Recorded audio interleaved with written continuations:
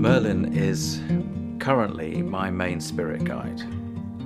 Now, when he came to me, I was rude enough to ask his name because we all want to know what our spirit guides are called, and he announced himself as Merlin. And I said, "Don't be ridiculous. I'm not working with anybody that purports to be Merlin. I don't even believe in you."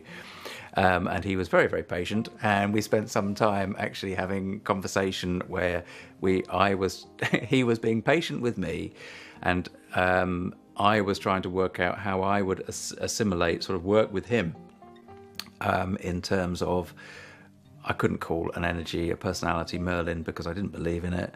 And so, but I thought, okay, well, let's go with this, because at this stage in my life, various other things had been happening, and I had wanted a spirit guide to work closely with on this sort of level, and he was certainly filling that role. So we decided to use his original Welsh name, which was Myrddin, right? So it's like Carmarthen, but Myrddin. So I end up with saying Myrddin. Now, of course, what I did there was create a spirit guide name for myself that actually gave me more problems, because not only could I not say it, but also in writing it in blogs and things, people said, well, how do you say that? What is that? How do you pronounce this? So actually, it's become a lot easier to say, well, actually, my spirit guide is Merlin, and everybody knows Merlin.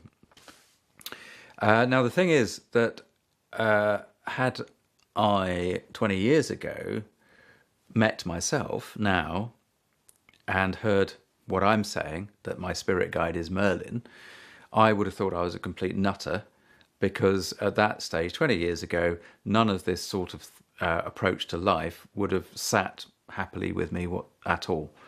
So Merlin did not just appear in my life overnight. It was years and years and years of a spiritual path, if you like, if we have to use the S word in that sense, of things changing in my life and awareness changing. And so Merlin is my main spirit guide now. He does speak to me, and I can hear him as though he were here talking to me. He also talks through me to people, either in workshop scenarios or sometimes when I'm doing one-to-one work with clients. And what he brings is a perspective that I don't have on, life, really, on our reality that we're living through down here as human beings. Does Merlin have a personality? Sure, yeah. What's that like? But not in a... it's sort of not like... It's not the sort of aspects of personality that I would ever attribute to a person that I've ever met, because I think I said earlier on that he comes with a feeling of nature. And what I mean by that is that there's a rough, wild energy to him that you can find in nature. You stand outside in a landscape, and particularly, in the less... shall we say, tame, less farmed areas of England or Europe, in these wilder places, and you get that similar feeling of natural energy that has a creative force, that has a knowing, that has a wisdom to it, even in a landscape. And when I used to see him, when he first used to come to me, arrive here, I would picture him, and there would be aspects of he would be alive with animals and crawling things amongst him, which actually it sounds a bit kind of like, oh, that sounds awful, it sounds scary. And actually, in a way, it wasn't scary, but there was a massive amount of gravitas, of seriousness, of this is important. You don't muck about with me. That kind of feeling is what he arrived with, which is probably just as well, because I've tended to always be quite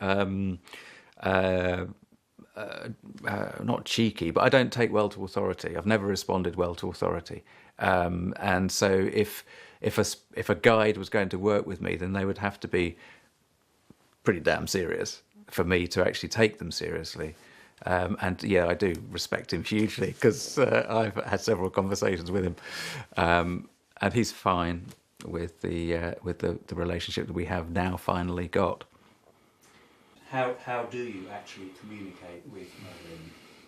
It varies hugely.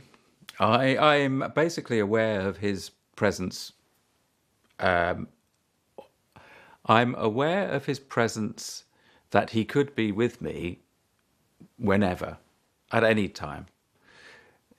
But it's not like he's with me at any time. He can be with me at any time.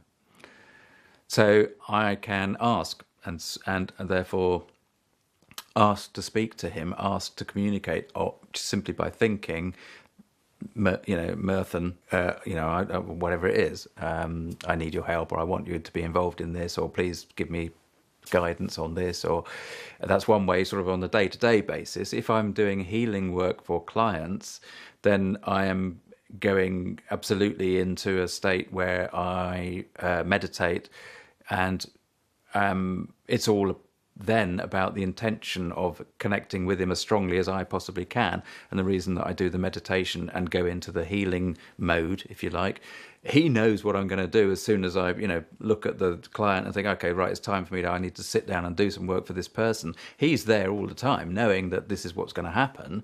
I just need to go into the meditative state in order to make sure that I'm doing the best possible job that I can do in connecting as clearly as possible with him. So when I'm in the meditative state, I'm dowsing. That enables the connection to be very much magnified, or very much solidified, if you like.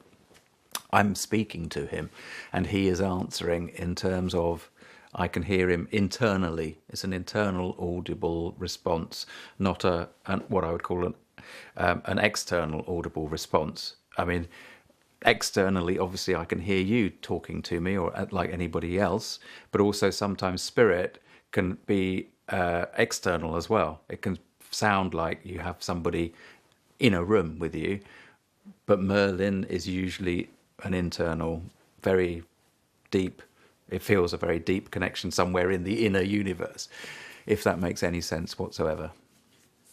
And by that, do you mean, nevertheless, you still get the sense of a voice and a sentence coming to you, or is it more of you get an understanding of what he's saying? With the spirit guides on this, in that level, it varies. It varies, like everything varies. There is usually, with Merlin, I hear a sentence, and I can therefore have a conversation with him. But having said that, I'm also getting a feeling. And these days, the best way that I've found that I connect with him, as I say, is using dowsing. So using a pendulum when I'm dowsing, doing the healing work, having those are the most intense conversations I have with him. So I am then partially, flipping from the logical side of the brain to the non-logical side, or that kind of setup, if you like, that is the presence of dowsing. That's what dowsing does. It flips from the logical questioning to the receptive mode, so it's flipping all the time. But you're trying to stay in a meditative state, right? So there are other times where, so really these days, most of my contact with my spirit guide, with Merlin, is through conversation, and I am asking his opinion, and I am asking for his input. Okay. There are other times where, as I said before, he will simply speak through me. And those are, I have no influence on that whatsoever. So if I do a workshop for somebody, or even sometimes when I'm doing a video for the YouTube stuff, I can feel his presence, and his presence always comes from this side, from the right-hand side, and there's a tingling presence, and it comes through. And these days, because I've practiced with him, and this is our agreement, that energy comes and sits in here, and then he is talking, and I'm basically taking a back seat, listening to what is being said. And very often I'm thinking, oh, that's really interesting. So, or I'm thinking, why is he saying that? But it's another party. That's a very different thing to me having a conversation with him. And that's a very specific thing. So he wishes to address an individual, or he wishes to address a group of people with specific information. When Merlin does speak through you, is it a different voice? No.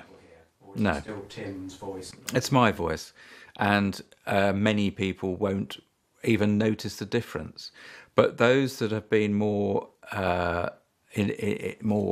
immersed in spiritual activity, so in spiritualist churches, or they've worked closely with their own guides, they have said that they see a difference. They see a difference in my eyes and in the feeling that is emanating from me. And I have, in fact, in a recent workshop I was on, there were some ladies on that who didn't know my history, didn't know my background, didn't know really anything about me, and they were going to tell me that that I had Merlin with me, because they didn't realise that I knew that I had Merlin as a spirit guide. You see, they knew that little about me, and he had been talking through me, and so they were excited to tell me that, oh, did you know you got Merlin with you? And it's like, yeah, I did. So, but when he comes through, usually he's very he I was going to say he doesn't take prisoners, but I mean he's not unpleasant at all in any way whatsoever. He's quite direct, because he's got things to say. Do you feel that you've known Merlin for a very long time in some sense? That is a really good question, because my honest answer is no, I don't. And that I feel as though I should say yes, but I don't say yes, because the honest answer is no, I don't. But do you know what? I equally say do I feel as though I've known Nikki, my wife, for a very long time, like longer than the 30 odd years that we've known each other in this life? Well, I certainly feel more that I've known her for longer, and generation upon generation, or lifetime after lifetime, more than I feel that I've known this intangible character. But Merlin has insisted that we have known each other for for a long, long time, and actually we've had this agreement that we would be working like this before I came down for this life, as it were, right? So, but I don't remember any of that. I can't buy into that as a concept, except that I do trust this energy that is Merlin. And one of the reasons I trust it implicitly is that I've had experience of, I've put the time in. This working with a spirit guide, as anybody that has worked with a spirit guide to any depth will understand, it's not something you just say, oh, okay, I've got a spirit guide, okay, what are we going to do? It takes time to develop a close relationship in which you both trust each other and are able to work and allow it to flow. And still, with me, I am not a great medium. We're talking about medium skills here, and I'm not a great medium. There are many, many, many people that are much better mediums than I am. But what I wanted the experience of working with a spirit guide. I love the experience of working with a spirit guide to help people, and as an aspect of realizing that this reality is not all that it seems, as he has often said. Then for me, it's an ideal way of working. I sometimes struggle with it, and I sometimes get really frustrated by it too. But I try to. What really interests me is in helping people that are not really open to the kind of a different way of looking at life, to see a different way of looking at life, and helping them with their connection, because it's made such a massive difference to me to have this kind of spiritual belief and spiritual approach to life in terms of my happiness and my wellness, that I know that it helps others. And I mean, I'm seeing that with clients all the time now.